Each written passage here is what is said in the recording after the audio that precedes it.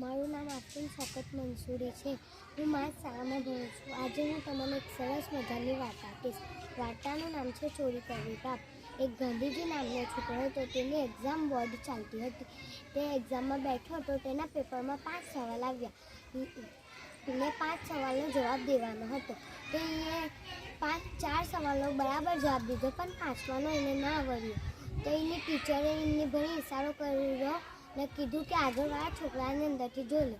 પેલા છોકરા આગળવાળા છોકરાને અંદરથી જોવા ન જતો, પણ પછીના દિમાગમાં એક યુક્તિ આવી ને એવું કીધું કે ટીચરને મમ્મી પપ્પાએ તો એવું શીખવું હતું કે ચોરી કરવી બહુ મોટો પાપ કહેવાય.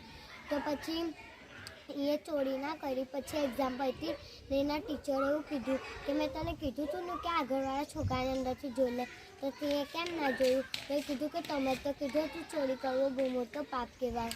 આ વાર્તાથી આપણને એ શીખ મળે છે કે ચોરી કરવું બહુ મોટો પાપ કહેવાય, એટલે આપણે કોઈ દિવસ ચોરી કરવી નહીં.